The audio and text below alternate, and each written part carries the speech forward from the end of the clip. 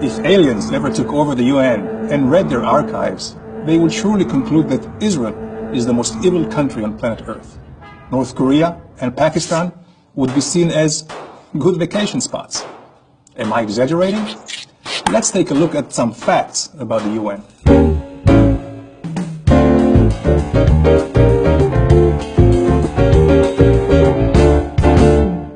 There are 193 members in the UN. Less than half of them are free countries. Many of them are perpetrators of the worst crimes of our time. So how is it that while hundreds of thousands are being detained and victimized in North Korea, Christians are persecuted in Iraq, women are subjugated in Saudi Arabia, homosexuals are executed in Iran, and civilians, including thousands of children, are gassed to death in Syria?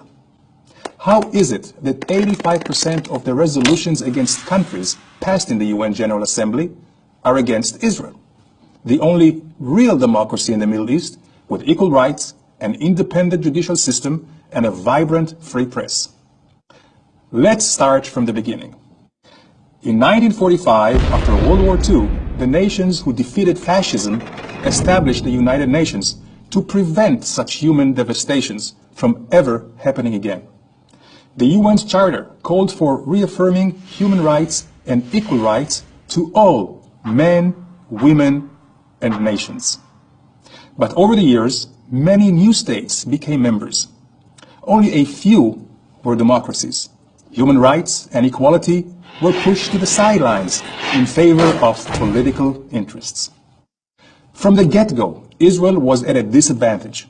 Muslim and Arab member states outnumbered it and tried to isolate it by threatening Israel's allies with embargoes.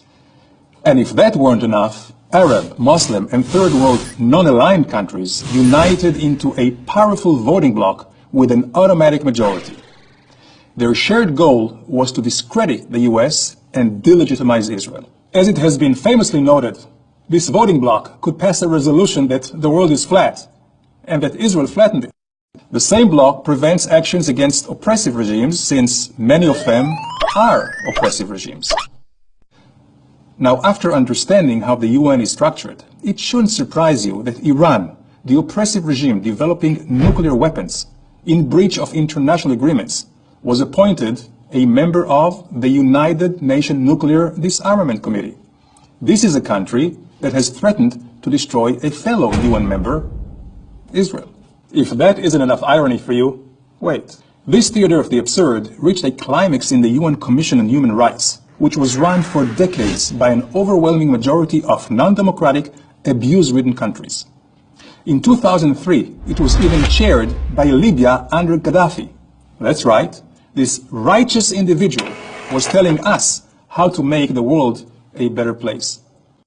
This commission repeatedly condemned Israel, but refused to condemn systematic torture and abuse in over 80 countries, including Sudan, for the massacre of 300,000 citizens in Darfur.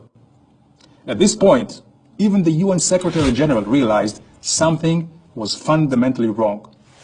But the Human Rights Council, which replaced the Commission, still includes many countries that fail to meet even the most minimal standards of a free democracy.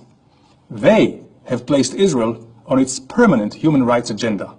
Israel, which has equal rights for all its citizens, minority rights, civil liberties, and a growing population of Jews, Christians, and Muslims. I served in the UN from 1993 to 1997 and saw firsthand the hypocrisy and cynicism of the political interests that have taken over the United Nations. I have watched dictators applauded, murder and terrorism ignored, and human rights turned into a travesty. After understanding how the UN really operates, perhaps the idea of aliens taking over doesn't sound that bad.